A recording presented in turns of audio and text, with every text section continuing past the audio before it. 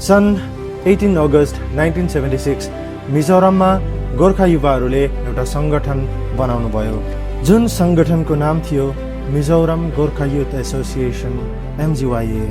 जय गोर्खा। कसैले सोचेनन् कि यो सङ्गठन एक दिन यति ठुलो होला भनी। आज 50 वर्षको निस्वार्थ सेवापछि MGYA ले आफ्नो स्वर्ण जयन्ती वर्षमा एउटा अभियान सुरु गर्यो। तर यो कुनै सामान्य अभियान थिएन, यो थियो मिजोरमभरिको सबैभन्दा ठुलो स्वच्छता अभियान।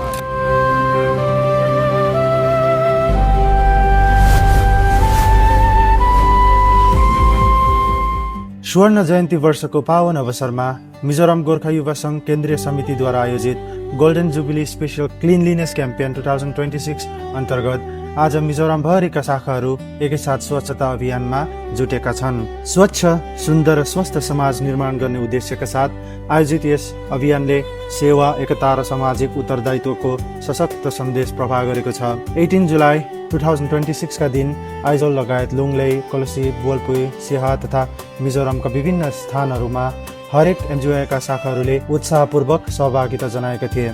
आइजोल अन्तर्गत खतला, बजार, दिनथार, जोटलाङ, ताङसिल, ठुवापुई, बोङकोन, दुर्टलाङ, माउबोक, लोइपु, जेमाबोक लगायतका शाखाहरू तथा अन्य जिल्लाका शाखाहरूले पनि आफ्नो क्षेत्रमा सरसफाइ कार्यक्रम सञ्चालन गरी स्वच्छ मिजोरम निर्माणको अभियानलाई सफल बनाउनु भएको छ, जुन तपाईँहरूले अहिले क्लियरली देख्न सक्नुहुन्छ।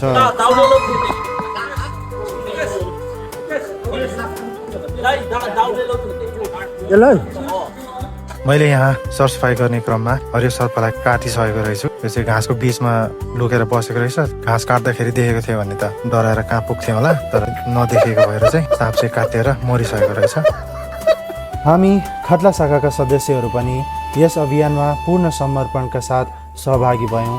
गभर्मेन्ट नेपाली प्राइमरी स्कुल खतला, तलको सडक क्षेत्र तथा आसपासका सार्वजनिक स्थानहरूमा सरसफाइ गर्दै वातावरण संरक्षण र सामाजिक उत्तरदायित्वको सन्देश फैलाउने प्रयास गर्यौँ। सबै सदस्यहरू एकजुट भएर सडक किनार, भित्ताहरू, नाली तथा सार्वजनिक क्षेत्रहरू सफा गर्न सक्रिय रूपमा जुटेका दृश्यहरूले हाम्रो एकता, सहयोग र सेवाभावलाई झल्काउँछन्।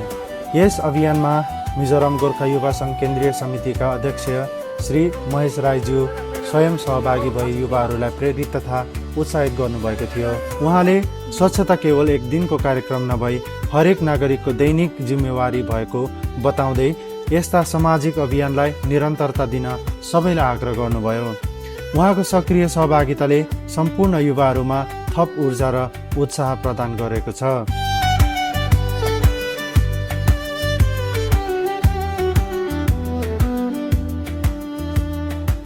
भन्दा माथि चाहिँ गर्न सकेन, यतिसम्म चाहिँ गर्न सक्यो। माथिबाट चाहिँ गर्नुपर्ने रहेछ अझै, ऊ त्यहाँ चाहिँ झरे नगरेर गर्ने अरे, यतिसम्म चाहिँ गर्नु पर्यो। स्वर्ण जयन्ती वर्षको यो विशेष अभियान केवल सरसफाइ कार्यक्रम मात्र नभई समाजप्रतिको हाम्रो उत्तरदायित्व, एकता र सेवाभावको प्रतीक पनि हो। आजको यो अभियानले स्वच्छ वातावरण, स्वस्थ जीवनशैली र जिम्मेवार नागरिकताको सम्पूर्ण समाजमा प्रभाव गरेको छ। ओइ भाइ, सिसाहरू होला नउफ्रेउ त्यसरी, घोच्ला फेरि। काम प्रथम पारेर अझै उ गर्छु। माथि किन नसघाउनु भएको? हजुर रोटी बनाउने यो दबाई नि भाइहरु उडाइदिनु। दबाई उडाइदिनु।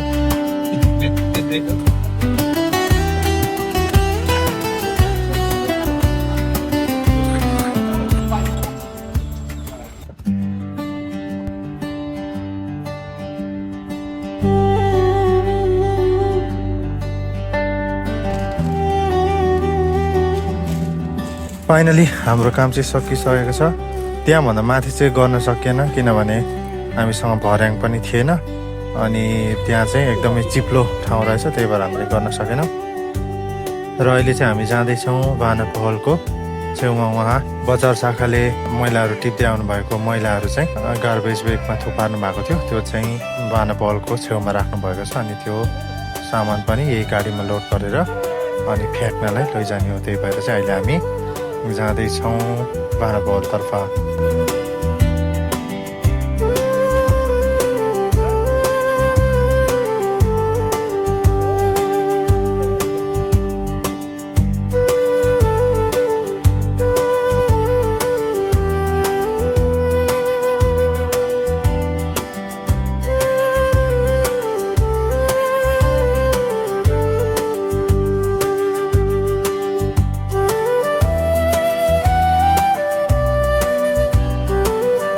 अहिले चाहिँ हामी आइपुगिसकेका छौँ बानापोलमा। यहाँ चाहिँ ग्रुप फोटो खिच्छौँ, रिफ्रेसमेन्ट खान्छौँ अनि लाग्छौँ आफ्नो घरतर्फ। तपाईँहरूलाई थाहा नै छ, मलाई गीत गाउन मात्र होइन, नयाँ नयाँ ठाउँहरू घुम्न, त्यहाँको सौन्दर्य, संस्कृति र विशेषताहरू बुझ्न पनि निकै मनपर्छ। म जहाँ जहाँ पुग्छु त्यहाँका दृश्य, अनुभव र सम्झनाहरू क्यामेरामा कैद गरेर तपाईँहरूसँग बाँड्ने प्रयास गर्छु। मैले देखेका ठाउँहरू र अनुभवहरू सायद धेरैले प्रत्यक्ष रूपमा देख्न नपाउनु भएको होला, त्यसैले ती कुराहरू तपाईँहरूसम्म पुर्याउने मेरो सानो प्रयास हो। आज हामी यी ठाउँहरूमा पुग्न सक्छौँ, रमाउन सक्छौँ, तर भोलि यिनै भिडियोहरू हाम्रो सुन्दर सम्झनाको हिस्सा बन्छन्। यही कारणले म आफ्ना यात्राहरू र अनुभवहरू भिडियो मार्फत सुरक्षित राख्ने र तपाईँहरूसँग साझा गर्ने गर्छु। यदि मेरो भिडियोहरू तपाईँलाई मनपर्छ भने मेरो च्यानलमा यस्तै धेरै यात्रा, अनुभव र रमाइलो क्षणहरू हेर्न सक्नुहुन्छ।